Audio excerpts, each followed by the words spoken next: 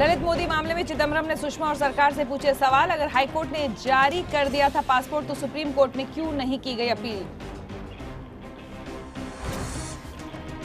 प्रधानमंत्री नरेंद्र मोदी ने अपने नाम से शुरू किया ऐप। सरकार के कामकाज पर जनता से सीधे मांगी राय। लॉन्चिंग के साथ ही जुड़े लाखों लोग।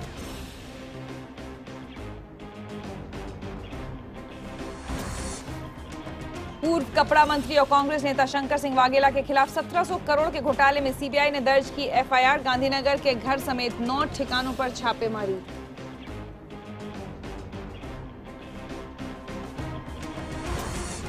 एनसीपी नेता छगन भुजबल की मुश्किलें बढ़ी। ईडी ने दर्ज किया केस। कल एसीबी ने भी मारा था 17 ठिकानों पर छापा।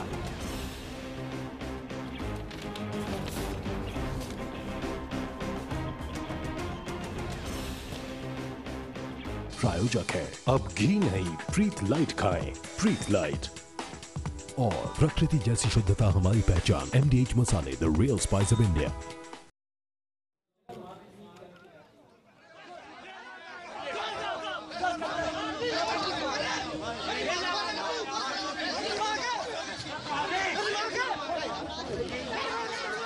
सात बजे की बुलेटिन देश दिन भर की शुरुआत इन तस्वीरों के साथ। बड़ौत स्टेशन की ये तस्वीरें जहां पर एक महिला ने अपने बेटे के साथ एक पीएसी के जवान को दौड़ा कर पीटा और उसकी जमकर, ये आप देखिए तस्वीरों में, इनकी पुलिस वाले की पिटाई कर रहे हैं मां और बेटा। दरअसल इनका आरोप है कि बागपत दिल्ली पैसेंजर ट्रेन में जब ये सफर कर रहे थे तो पीएसी के इस जवान ने इस महिला के साथ बदतमीजी की। महिला ने कहा है कि बड़ौत स्टेशन पर जब वो ट्रेन से उतर रही थी उस वक्त इस आरोपी जवान ने उसके साथ बदतमीजी की, जिस पर महिला ने विरोध जताया तो आरोपी जवान ने महिला को थप्पड़ मार दिया। बस फिर क्या था, इसके बाद महिला और उसके बेटे ने इस पुलिस वाले की किस कदर पिटाई की, ये आप तस्वीरों में देख सकते हैं।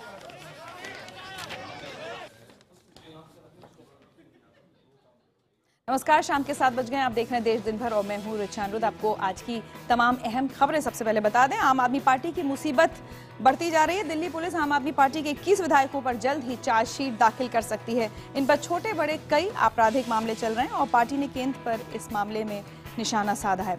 ललित मोदी को मदद करके फंसी विदेश मंत्री सुषमा स्वराज के खिलाफ कांग्रेस का हल्ला बोल लगातार तेज होता जा रहा है। इस्तीफे की मांग को लेकर देश के अलग अलग शहरों में कांग्रेस ने प्रदर्शन किया। दिल्ली में एमसीडी के सफाई कर्मचारियों का एक बार फिर समर्थन करने पहुंचे कांग्रेस उपाध्यक्ष राहुल गांधी और उन्होंने मोदी के साथ साथ केजरीवाल पर भी झूठे वादे करने का आरोप लगाया। कभी लालू यादव के करीबी रहे बिहार के सांसद पप्पू यादव पर पटना दिल्ली जेट एयरवेज की फ्लाइट में एयर होस्टेस से बदसलूकी का आरोप लगाया। हालांकि पप्पू यादव ने इन आरोपों से इनकार किया। ये पूरा मामला क्या है, इस पर हमारी नजर बनी रहेगी। और साथ ही आज का दिन मुंबई समेत पूरे महाराष्ट्र में ऑटो में सफर करने वालों के लिए मुश्किल भरा रहा, क्योंकि राज्य के ऑटो रिक्शा ड्राइवर्स अपनी मांगों को लेकर 24 घंटे की हड़ताल पर थे। पत्रकार जगेंद्र का परिवार पिछले 4 दिन से धरने पर बैठा है, लेकिन उन्हें उत्तर प्रदेश सरकार की तरफ से इंसाफ कब मिलेगा ये कोई नहीं जानता। सबसे पहले बात करते हैं आम आदमी पार्टी की। तो सूत्रों की माने तो दिल्ली पुलिस आम आदमी पार्टी के 21 विधायकों के खिलाफ चार्जशीट दायर करने की तैयारी में है। इन सभी 21 विधायकों पर 25 आपराधिक मामले दर्ज हैं। विधायकों की लिस्ट में दिल्ली के मुख्यमंत्री अरविंद केजरीवाल और उप मुख्यमंत्री मनीष सिसोदिया का नाम भी शामिल है।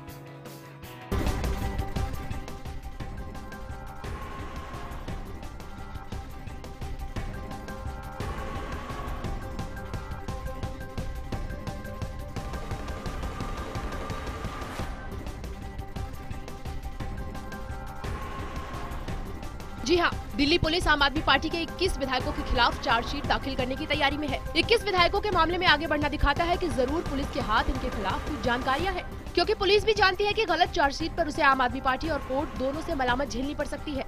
देखिए, मैं सिर्फ आपको ये कहना चाहूँगा, अगर कोई भी इस प्रकार के केसेस जो पेंडिंग हैं उन पे हमारा उद्देश्य ये है कि जल्दी से जल्दी इन्वेस्टिगेशन की जाए।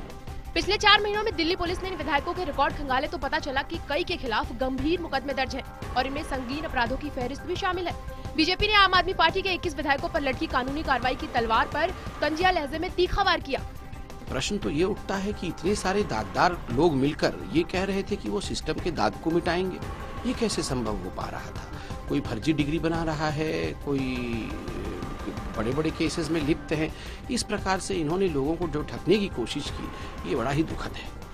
दिल्ली लगातार सियासी तपिश में झुलस रही है। जानकारों की माने तो ताज़ा कार्रवाई भी सरकार और केंद्र के सीधे टकराव का नतीजा हो सकता है।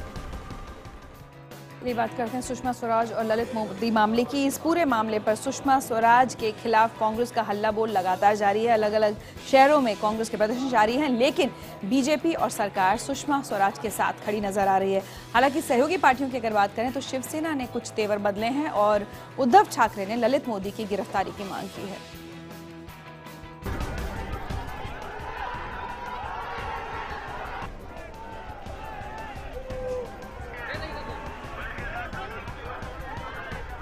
ललित मोदी की मदद करने के मामले में फंसी विदेश मंत्री सुषमा स्वराज को लेकर कांग्रेस का हल्ला बोल जारी है।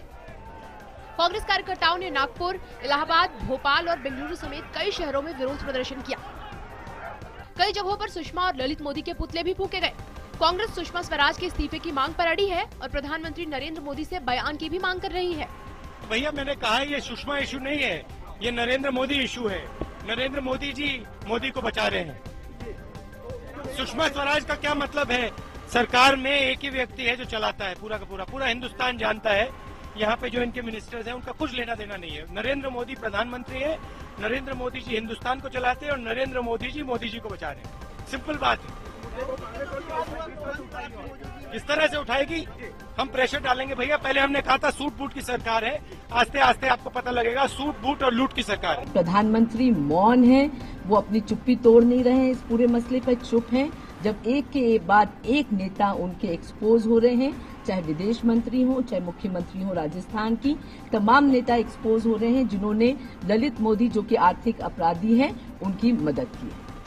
इससे पहले सुबह सुबह विदेश मंत्री सुषमा स्वराज ने ट्वीट करके अपनी बेटी को फायदा पहुंचाने के आरोपों को खारिज किया। सुषमा ने ट्वीट किया कि उनकी बेटी बैरिस्टर है और उसने ऑक्सफोर्ड से पढ़ाई की है। उन्होंने ये भी खारिज किया कि उनकी बेटी को नॉर्थ ईस्ट कोटा के तहत मेडिकल कॉलेज में दाखिला मिला था।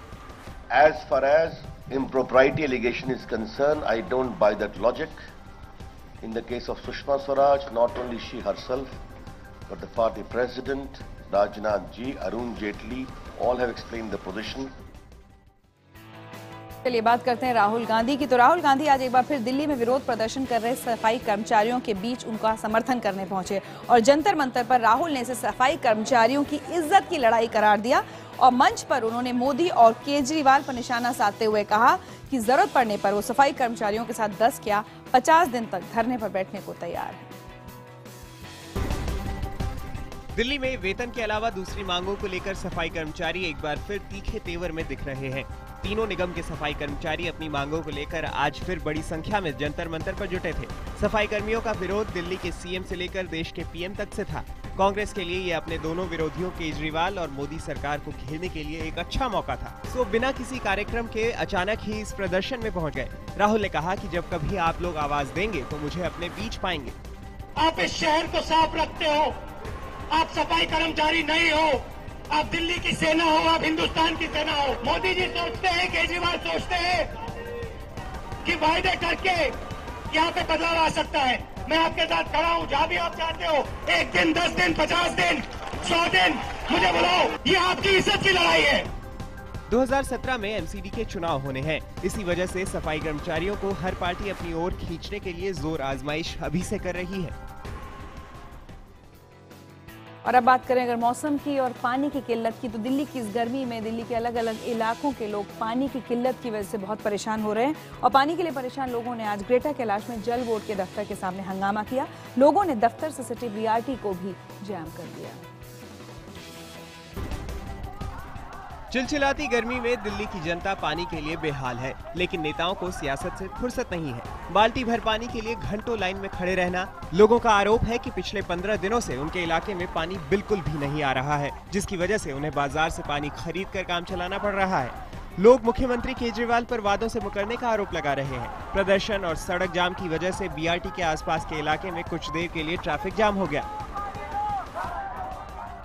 हमारे बच्चों का कोई भविष्य नहीं है, वो पानी भरने में आधा दिन लग जाता है। क्या पढ़ाई है ना, ऊपर से चेकिंग करने आते हैं, वो भी अपनी दिहाड़ी बना के ले जाते हैं। जो भी आता है वोट मांगता है, पानी देंगे, 500 लीटर पानी देंगे, कुछ नहीं देते हम लोग।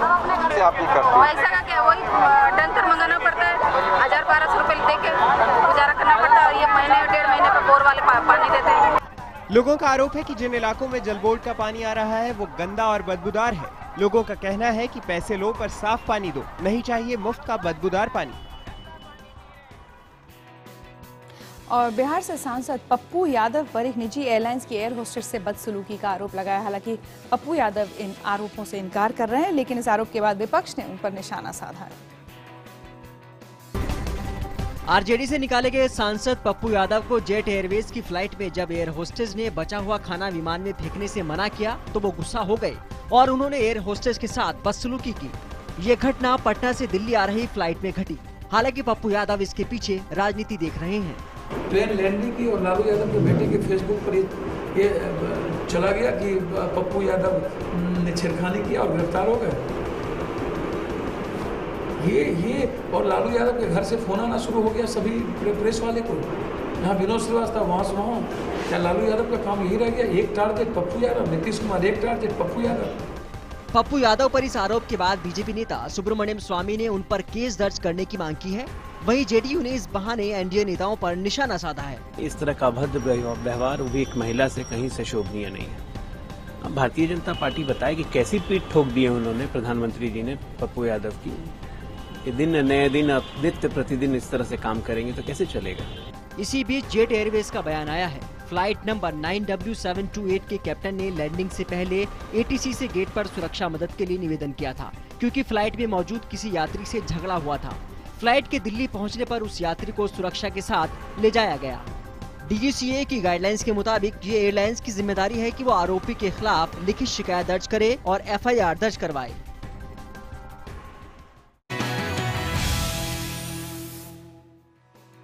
आप देख रहे हैं देश दिन भर और खबर उत्तर प्रदेश से। यूपी के शाहजहांपुर में जलाकर मार दिए गए पत्रकार जगेंद्र का परिवार आज चौथे दिन भी धरने पर बैठा हुआ है, लेकिन कहीं से कोई इंसाफ की राह नहीं दिख रही है। हालांकि उनके बेटे से आज सूबे के राज्यपाल ने फोन पर बात की और न्याय का भरोसा दिया है। बता दें कि जगेंद्र पर पेट्रोल डालकर जलाने के आरोपी पुलिस वाले और हत्या की साजिश रचने वाले मंत्री जिन पर यह आरोप लगा है, उनके खिलाफ अभी तक कोई कार्रवाई नहीं हुई है। पत्रकार जगेंद्र की हत्या के विरोध में प्रदर्शन कर रहे हैं काशी पत्रकार संघ के लोग। इन्होंने आरोपी मंत्री की तत्काल गिरफ्तारी की मांग के लिए एक रैली निकाली। उधर बीजेपी ने समाजवादी पार्टी पर संगीन इल्जाम लगाए। पत्रकारों पे हमला समाजवादी पार्टी की जीन्स में, डीएनए में है पत्रकारों पे हमला करना, क्योंकि उन्होंने हल्ला बोल कार्यक्रम आयोजित किया था पहले। 3 साल पता नहीं कैसे चुप रहे, उनके जीन्स फिर जोर पकड़ गए हैं और शाहजहांपुर से पत्रकारों पर हमला चालू किया है, एक पत्रकार को कुचलने का प्रयास किया है। साथ ही गजेंद्र के परिवार का धरना चौथे दिन भी जारी रहा। परिजनों का कहना है कि जब तक मंत्री राममूर्ति सिंह वर्मा को बर्खास्त कर हत्या आरोपियों को जेल भेजने के साथ जगेंद्र सिंह के बेटों को नौकरी और मुआवजा नहीं दिया जाता, तब तक उनका धरना जारी रहेगा। हम ऐसे ही क्रमवाइज आगे बढ़ते रहेंगे। अभी हम यहाँ पे धरना दे रहे हैं, अगर हमको न्याय नहीं मिलता तो हम कल चौराहे पर बैठ के धरना देंगे। अगर इससे भी हमें न्याय नहीं मिलता तो हम कलेक्टर में जाके धरना देंगे। ऐसे हम क्रमवाइज बढ़ते रहेंगे और पापा के न्याय के लिए लड़ते रहेंगे। हिम्मत नहीं तोड़ेंगे, चाहे कितना भी लालच दिया जाए या कितनी भी धीमी प्रक्रिया चलती रहे इस कार्रवाई के लिए। उधर यूपी के गवर्नर ने आज जगेंद्र के बेटे से फोन पर बात की और कहा कि वो इस बारे में सीएम से बात करेंगे। और अगली खबर भी उत्तर प्रदेश से ही है। बात करते हैं शिवपाल यादव के जनता दर्शन कार्यक्रम की, जहां एक फरियादी महिला के बेहोश होने से असहज स्थिति पैदा हो गई। क्या है पूरा मामला, देखिए। मुरादाबाद से आई महिला शिवपाल यादव को अपना दर्द सुनाते सुनाते रोने लगी। कुछ देर तक शिवपाल यादव उसकी बात सुनकर आगे निकल गए। महिला लगातार रोई जा रही थी। कुछ आश्वासन न मिलने पर शिवपाल यादव से मिलने के बाद बाहर आते ही महिला बेहोश हो गई। महिला के पति ने उसे गोद में उठा लिया और समाजवादी पार्टी मुर्दाबाद के नारे लगाए। क्या हुआ है? ना सुनी मेरी। दरअसल बेमौसम बारिश में इनका मकान गिर गया था। इनका कहना है कि मुआवजे के लिए सभी कागजी औपचारिकताएं पूरी करने के बावजूद अब तक मुआवजा नहीं मिला है। शिवपाल यादव के जनता दरबार में आकर परिवार कई बार गुहार लगा चुका है, लेकिन कोई सुनवाई नहीं हो रही है। अखिलेश भैया तुम्हारे लिए बड़ी दुआएं की थी कि जीतोगे। अखिलेश भैया आपके लिए बहुत दुआएं करी थी। खैर, नेताओं को इन लोगों की याद सिर्फ चुनाव के पहले ही आती है। उस वक्त इनके आंसू भी दिखाई देते हैं, इनकी परेशानी भी समझ में आती है।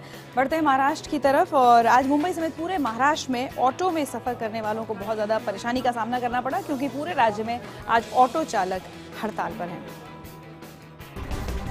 मुंबई की सड़कों पर करीब 75,000 ऑटो नदारद हैं। साथ ही जगह जगह पर हो रही बारिश ने मुश्किलें और बढ़ा दी हैं। हड़ताल का सबसे ज्यादा असर बोरीवली, कांदिवली, मलाड, जोगेश्वरी, अंधेरी और बांद्रा में पड़ा है। आपको बता दें कि ऑटो रिक्शा चालकों की मांग है कि सरकार निजी टैक्सियों पर पाबंदी लगाए। It's a small distance and with the monsoon it's very inconvenient to stand in the queue for so long, and it's not that the rates haven't been hiked in so many years, in the last 1 year or 1.5 years. I think this is the third or fourth time. Office late पहुंचेंगे हम, ये तो सबसे बड़ी problem है। कितनी देर से खड़े हैं आप? 20 मिनट्स। कोई ऑटो नहीं आया? नहीं। जनरली ऑटो टाइम पे आ जाते हैं वैसे? Usually I get autos on time. हड़ताल सरकार की तरफ से हकीम कमेटी को रद्द करने के फैसले के खिलाफ भी है। हकीम कमेटी ने हर साल ऑटो के किराए में 1 रुपए के इजाफे की सिफारिश की थी। ऑटो यूनियन का दावा है कि हड़ताल की वजह से करीब 1 लाख ऑटो मुंबई की सड़कों से नदारद रहेंगे और पूरे महाराष्ट्र में 15 लाख मुसाफिरों को दिक्कत होगी। इस बीच बेस्ट ने 70 से ज्यादा बसें चलाने का फैसला किया है। चलिए बात करते हैं बनारस की और बात करते हैं सफाई अभियान की हकीकत की। बनारस में गंगा सफाई के नाम पर नगर निगम के लोग एक घाट से गंदगी उठाकर दूसरे घाट पर रख देते हैं। इससे एक घाट तो साफ नजर आता है, लेकिन दूसरे घाट पर गंदगी का अंबार लगता जा रहा है। प्रधानमंत्री मोदी के स्वच्छता और नमामि गंगे योजना की शुरुआत के बाद वाराणसी नगर निगम ने भी गंगा घाटों और गंगा के किनारे से रोज गंदगी हटाने की शुरुआत की। रोज दिन में इसी तरह से वाराणसी के घाटों और गंगा से गंदगी साफ करने का काम किया जाता है। घाट के किनारे पड़ी और गंगा में फेंकी गई गंदगी को कुछ लोग वहां से उठाकर नाव पर ले जाते हैं और दूसरी तरफ फेंक कर आ जाते हैं। इस साइड का उस साइड शुरू से गिरता है, ये नगर निगम के आदेश से। इन चीजों को देख करके आप स्वयं ही देख लें कि बहुत सी जगहों पर गंगा फ्रेगमेंट हो रही है, बहती हुई नदी तालाबों के रूप में परिवर्तित हो रही है। इस बारे में जब प्रदेश के नगर विकास मंत्री आजम खान से पूछा गया तो उन्होंने भी कूड़ा डंपिंग के उचित व्यवस्था की कमी को स्वीकार किया। तो सफाई की जा रही है जी, इस किनारे का कूड़ा ले जाके उस किनारे फेंक दिया जाए, बुरी बात है, बुरी बात है। वापस वो फिर पानी में ही आएगा, वहाँ गंदगी फैला रहा है। नहीं, इंतजाम करेंगे इसका।